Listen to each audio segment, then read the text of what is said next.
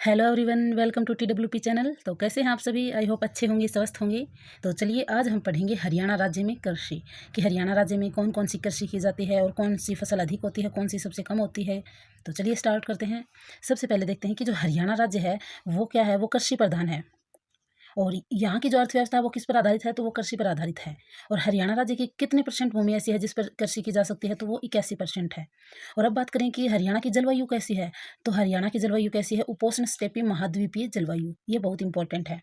फिर अब बात करें कि यहाँ पर हम कृषि की बात कर रहे हैं तो वर्षा का देखना जरूरी है। तो वर्षा कितनी होगी, तो औसत वर्षा कितनी है, 45 से 55 सेंटीमीटर। अब बात करें कि जो 70% वर्षा वो कब होती है, तो जुलाई से सितंबर के बीच होती है। और जो पश्चिमी विक्षोभ के कारण होती है, तो वो वर्षा कब होती है, तो वो जनवरी से फरवरी के बीच होती है। अब बात करें कि हरियाणा में जो हम कृषि करते हैं, फसल करते हैं, उसके कितने प्रकार हैं, तो वह मुख्य रूप से तो दो हैं, रबी और खरीफ। और एक फसल और की जाती है, वो कौन सी है, जायद। तो चलिए देखते हैं। जो रबी फसल है इसे स्थानीय भाषा में क्या कहते हैं, तो आषाढ़ी की फसल भी इसे बोल देते हैं। और इसकी बुआई कब की जाती है, तो अक्टूबर से नवंबर महीने में की जाती है। और इसकी कटाई की बात करें तो मार्च से अप्रैल में की जाती है। और अब बात करें कि रबी की फसल है कौन सी, तो गेहूँ, जौ, सरसों, चना, ये सभी क्या है, रबी की फसल है। अब बात करें कि खरीफ फसल, तो खरीफ फसल इसे स्थानीय भाषा में क्या कहा जाता है, तो इसे सावनी फसल कहा जाता है। और इसकी बात करें कि बुआई कब होती है, तो जब रबी की फसल काट ली जाती है तो उसके बाद इसकी बुआई की जाती है, कब, जून जुलाई में। और फिर कटाई की बात करें तो सितंबर से अक्टूबर महीने में की जाती है। जो अभी इसकी खरीफ फसल की कटाई चल रही है।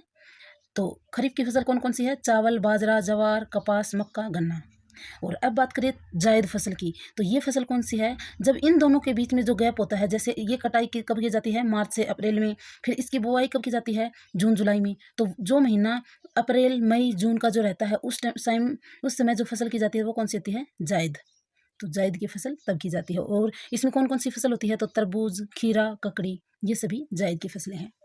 अब बात करें कि जो हरियाणा राज्य में हरियाणा की जो जनसंख्या है वो कितने % कृषि पर निर्भर है, तो 70% जनसंख्या वो क्या है, कृषि कार्यों पर निर्भर करती है। और हरियाणा राज्य में कृषि का मुख्य स्रोत क्या है, तो वो क्या है, नहरें। और राज्य में कृषि योग्य भूमि का सर्वाधिक क्षेत्रफल कहाँ पर है, सिरसा में। पहले कहाँ पर था, भिवानी में, लेकिन अब कौन सा है, सिरसा। और सबसे कम क्षेत्रफल की बात करें तो वो कौन सा है, पंचकुला। और अब बात करें कि हरियाणा राज्य में कुल कृषि जोनों की संख्या कितनी है, तो 3। और राज्य में centre of excellence for vegetable कहाँ पर है, घरोंडा, करनाल में। और centre of excellence for fruit, तो फ्रूट का कहाँ पर है, मंजियाना, सिरसा में। और जो सिरसा है ये खट्टे फलों में प्रथम स्थान पर है। और अब बात करें कि राज्य में कुल कृषि मंडियों की संख्या कितनी है, तो वो है 126। तो बात करें हरियाणा की पहली कृषि संगणना कब की गई थी, तो 1970 से 71 में।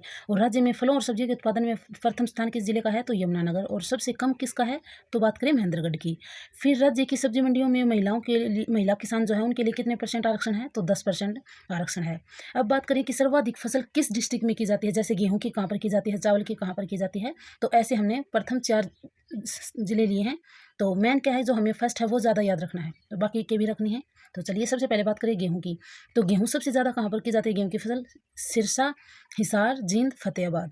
फिर बात करें चावल की, आप सभी को पता है कि करनाल, धान का कटोरा भी कहा जाता है, तो करनाल, कैथल, कुरुक्षेत्र, जींद। तो यहाँ पर कौन सी खेती की जाती है, चावल की। अब बात करें मक्का, मक्का की कहाँ पर की जाती है, पंचकुला, अंबाला, सोनीपत, रोहतक।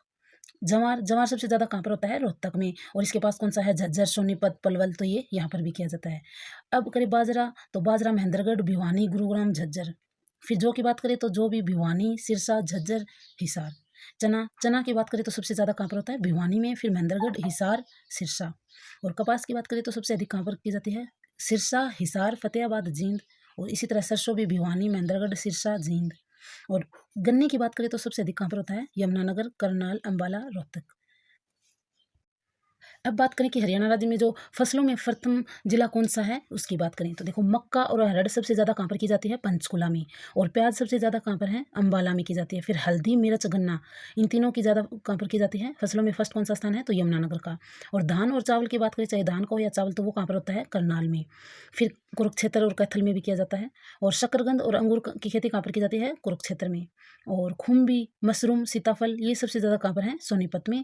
केला और सेब की फतेहाबाद। खट्टे फलों में हमने बात की थी कि सिरसा, और आम के लिए यमुनानगर पहले अम्बाला था, और गेहूं और कपास के लिए कौन सा है, सिरसा। जौ, चना और सरसों के लिए भिवानी। और जैसा कि हमने देखा था कि धान का कटोरा किसे कहा जाता है, करनाल को। गेहूं का कटोरा किसको कहा जाता है, सिरसा को। और फसलों में सबसे अधिक उत्पादन किसका होता है, आम का। मसालों में बात करें तो हल्दी का किया जाता है, और सब्जियों में बात करें तो आलू का सबसे अधिक उत्पादन होता है। फलों की बात करें तो ग्लेडियोलस फूल है उसका। अब बात करें बटन मशरूम उत्पादन में हरियाणा का कौन सा देश में कौन सा स्थान है, तो प्रथम। और फलों से संबंधित मंजियाना परियोजना इजराइल देश के सहयोग से शुरू की गई है। और सर्वाधिक कृषि यंत्रों का निर्माण कहाँ पर होता है, तो फरीदाबाद में। और ट्रैक्टरों का निर्माण भी कहाँ पर होता है, फरीदाबाद में। और आषाढ़ी की फसल किसे कहा जाता है, रबी को। सावनी की फसल खरीफ को। कृषि क्षेत्र दिया जाने वाला राज्य सबसे बड़ा पुरस्कार कौन सा है, तो ताऊ देवीलाल। जो ताऊ देवीलाल अवार्ड है वो कृषि के क्षेत्र में दिया जाता है। तो ये थी हमारी वीडियो। आई होप आपको पसंद आई होगी। अगर पसंद आए तो please like, share and subscribe जरूर करें। Thank you.